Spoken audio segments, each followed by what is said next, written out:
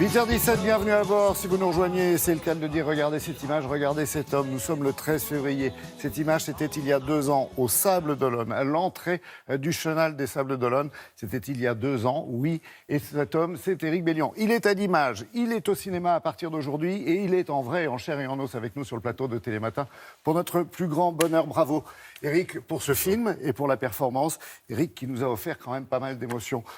Cette image, ça vous rappelle le souvenir d'il y a 2 ans, mais d'une journée précise, pas d'un tour du monde. Non, pas d'un tour du monde. Il y a tellement d'images. Mais c'est vrai que c'était un moment où je me suis glissé dans un trou de souris. J'ai eu 10 jours de tempête énorme et j'arrive enfin au Sable d'Olonne. C'est un grand souvenir quand même. Éric, extrait de cette première parole, de cette première image qui nous a marqué, Charlotte et moi, en regardant votre fille en avant-première.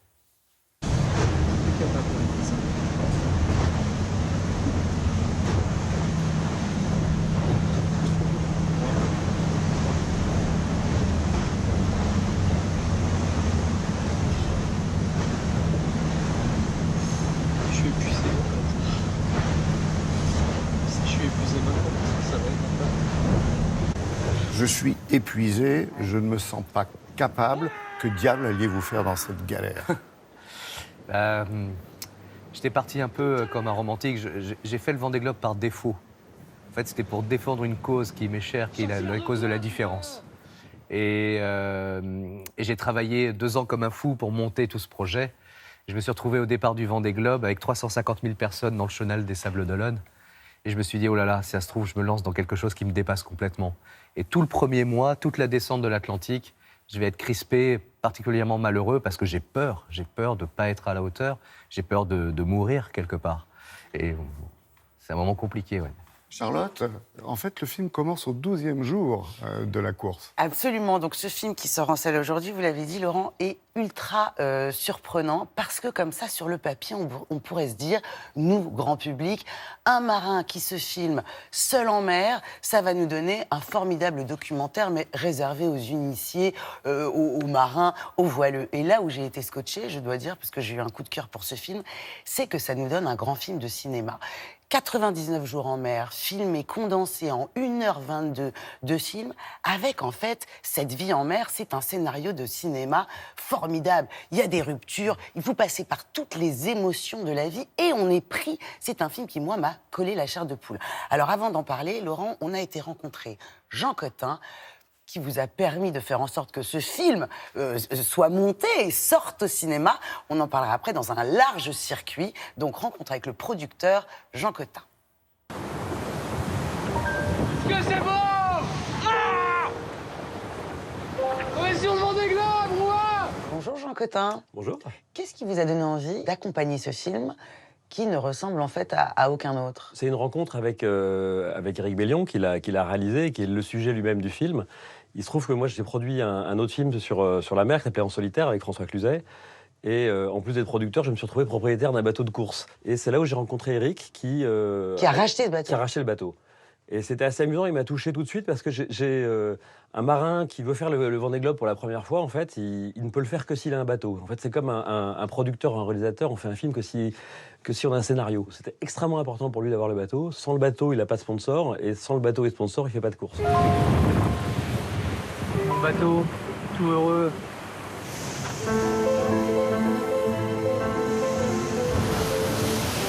J'ai fait abandonner des 100 fois aujourd'hui.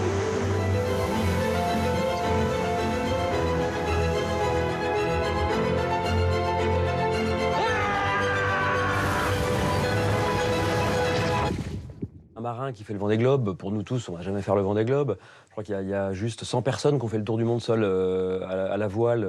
Extraordinaire. Donc il y a plus de personnes qui sont allées sur la Lune. Dans l'espace, pardon, il y a eu 500 personnes qui sont allées dans l'espace et 100 personnes qui ont fait le tour du monde à la voile. Quand il est venu avec les Roches après sa course et qu'on a commencé à travailler sur la matière d'images qu'il avait ramenées, moi, j'étais scié. C'est l'ascenseur émotionnel permanent. Et il tient une histoire, en fait. Et c'est ça qui m'a dit, tiens, Éric, de ton film, de ces images, on va en faire un film. Si demain tout s'arrête, je sais pas, pour une raison ou pour une autre, je pourrais rentrer en disant que c'était une merveille. Que j'ai trouvé ce que je cherchais, et que j'ai aucun regret. Mais en tant qu'homme, je suis allé au-delà de ce que je pensais. L'idée, c'était de faire monter en fait le spectateur à bord du bateau. Je vous rassure, hein, les 99 jours de mer, c'est qu'1h22 de tour du monde. Donc là, on fait le tour du monde très rapidement. Mais on est avec lui. Mais on est avec lui, en fait, et c'est ce qu'on voulait faire. Et c'est pour ça qu'on a voulu en faire un film de cinéma. C'est faire en sorte que le spectateur, quand il le voit dans une salle, c'est comme s'il était à bord du bateau. Je sais pas pourquoi je pleure, tout ça, mais je suis vraiment heureux. Merci Jean Cotin et bravo, merci. Merci à vous. Alors cette course, vous l'avez faite en solitaire, on l'a bien compris. Est-ce que le fait de vous filmer, d'avoir une caméra, est-ce que cette caméra, c'était aussi une manière de vous raccrocher à la vie, d'avoir une présence et d'être un peu moins seul? Alors, je ne sais pas si c'est l'objet. Je ne crois pas, parce que vraiment, le contact que j'avais, c'était mon bateau, la relation avec le bateau. Mais je crois que je m'étais vraiment donné comme mission de documenter chaque étape de cette aventure. C'est-à-dire, qu'est-ce qui se passe quand on se dépasse? Qu'est-ce qui se passe quand on va au-delà de la peur? Eh bien, on passe tous par les mêmes étapes. On a peur, on a des doutes, on a la tentation d'abandonner. Et puis, on fait un saut dans le vide. Et derrière le saut dans le vide, on apprend à se connaître. On apprend à se faire confiance, à faire confiance à son bateau, à rien lâcher. Il y a des moments de folie, etc. Et je crois que être au plus près, le plus sincère, ça m'a beaucoup aidé. Et, Il faut s'habituer quand même aux caméras et à parler dans le vide comme ça, non? Et se confier surtout. en fait, je crois que je parlais déjà aux spectateurs. Ouais, déjà. C'est un film, moi je souhaite qu'il donne la pêche, qu'il donne envie aux gens de tenter des choses et qu'ils se rendent compte que les skippers du Vendée Globe, qu'on fait souvent passer pour des surhommes et des surfemmes, en fait c'est des gens lambda, c'est des gens normaux. Ils sont tous passés par là, j'imagine, en fait. Et c'est ce qu'on ne sait pas, en fait, qui s'appelle des joyaux, Tiercelin, Gabard, Coville et autres. Ils nous ont jamais raconté ça. C'est pour ça aussi qu'on est touchés.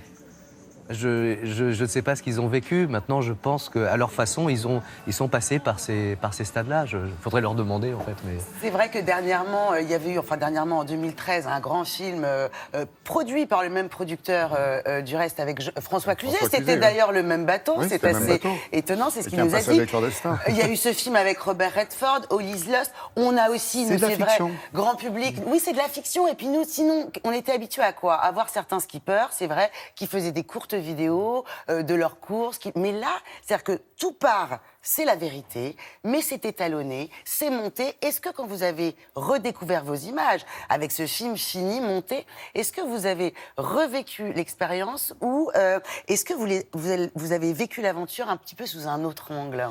Alors, je la revis à chaque fois que je vais faire une avant-première en France. Ouais. Le film, j'ai dû le voir 75 fois ou 80 fois, et à chaque fois, je suis en larmes. C'est vrai. Je reconnecte directement, parce que c'est vrai que c'est pas un film de voile, c'est un film sur le cheminement intérieur. La psychothérapie, un peu, non? Vous pouvez le prendre un peu comme ça, pourquoi pas? Moi, je sais que ça a transformé ma vie, alors pourquoi pas, oui. Et c'est vrai que ces images-là, moi, elles me touchent énormément encore, quoi. Le bateau, c'est un copain, il s'appelle Monroy, mais quelquefois mon poteau. Ouais, enfin, c'est aussi un ennemi quand même de temps en temps. Il fait souffrir. Non. Jamais. Non. Les 11 heures pour réparer le safran, donc le safran, c'est ce qui permet de diriger le bateau. Si, nous, on souffre avec vous. J'ai souffert, mais maintenant, je crois que ça faisait partie de l'expérience initiatique. C'est une initiation. Et moi, je suis le disciple, et l'océan est le maître. Et le bateau, là-dedans, lui, il fait son job, et de temps en temps, il casse, mais jamais il m'a trahi ou jamais il est dur avec moi. En fait, il m'accompagne. Et quelque part, je pense que c'est le bateau qui m'a choisi. Et quelque part aussi, quand je suis dans tous mes atermoiements, c'est le bateau qui m'emmène. Donc c'est toujours mon ami. On le voit en image dans les conditions terrifiantes de tempête, bien sûr, dans les rugissants par exemple. Il y a des moments de bonheur, on va voir une petite illustration où, voilà, vous l'entendez pas chanter, on va parler en même temps parce qu'on n'a pas de temps forcément. Ouais. On voit très peu de manœuvres, c'était pas ça le film effectivement. C'est donc pas un film sur la voile effectivement. On te voit jamais à la barre, Éric non plus. On se dit mais comment ça fonctionne ce truc? Mais on barre pas sur le Vendée Globe. On barre pas, on est très très peu à la barre, les bateaux sont pas faits pour ça. Et on a surtout un gros job à faire, c'est de dormir. C'est le premier travail qu'on a à faire. Parce que dormir est super compliqué dans des surfs insensés, dans des tempêtes. Et voilà, moi j'ai vraiment montré au plus près la vérité, ce qui se passe. Quand les caméras s'éteignent à l'arrivée, au départ... C'est déjà fini. C'est C'est important de dire quand même qu'il y a des projections qui sont faites et que ça plaît au grand public. C'est pas un film réservé aux initiés, j'appuie là-dessus. Comme un seul homme. Au Sable d'Olonne, tout à l'heure, il y a une grande projo pour l'anniversaire à 17h.